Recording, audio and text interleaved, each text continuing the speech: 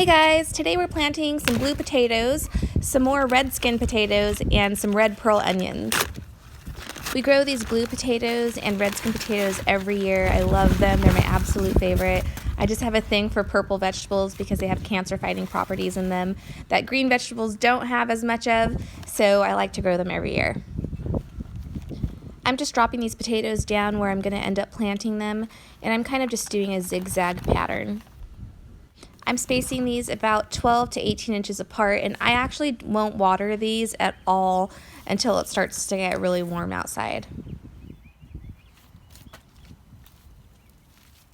These red pearl onions are an Asian variety, and they don't get very big, but they're really delicious in salads, so I like to grow them, and I like the color of them also. We'll be spacing these about 6 inches apart. And I'm just going to be planting these on one side of this row because I'm going to plant other vegetables in this row. Space these every 6 inches right here. Okay. And then once these are done, we'll come back through with something else. Okay. What? What's so funny? You zip up your fly first. Oh, a barn door's open? The barn door's open. If you're interested in trying any of the things that we grow or any of the tools that we use, check out the links in the description. Like before, I'm just planting these whole. I think they do just as well planted whole like this as they do if you cut them apart.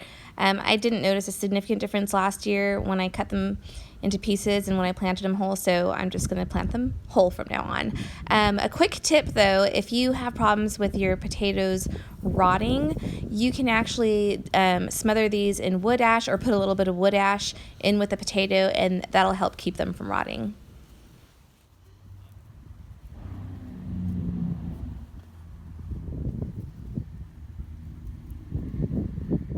I usually keep these plastic mesh bags and use them for several years.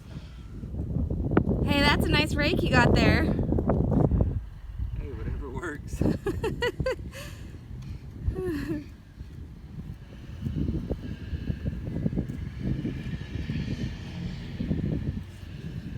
in this bed, we have daikon radish coming up. That's sprouting. I may have to reseed some because we had a really heavy rain after I planted these. So I'm not sure if the other ones will come up because they kind of got buried under hay, but we'll see. The walking onions are doing really well.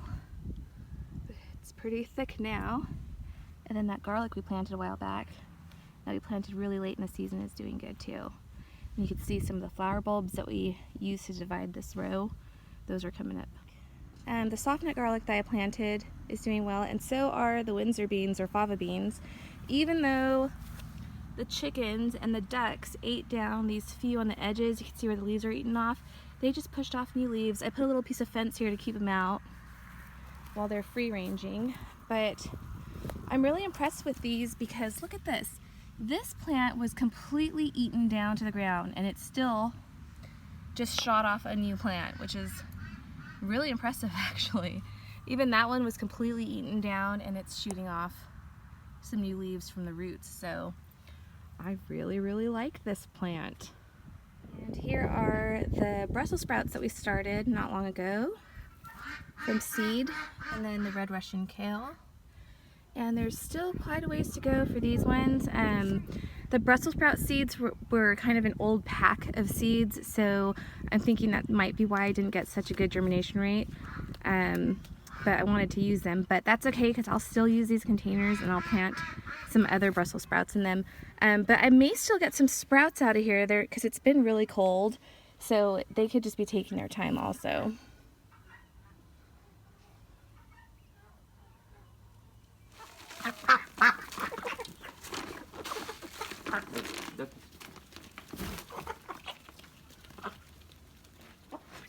Ah, I got my finger.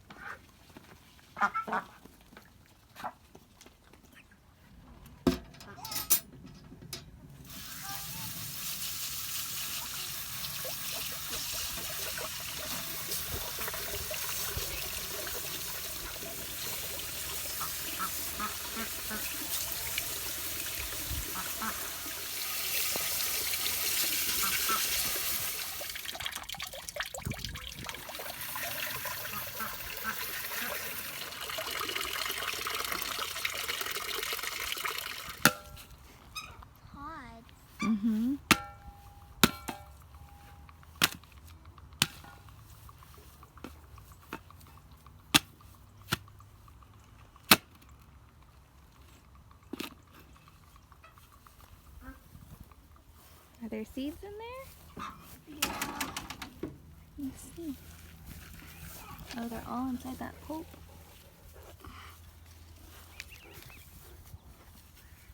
You can put them in the compost. You gotta get the seeds out though. This is our old compost bin. We just grow gourds out of it now.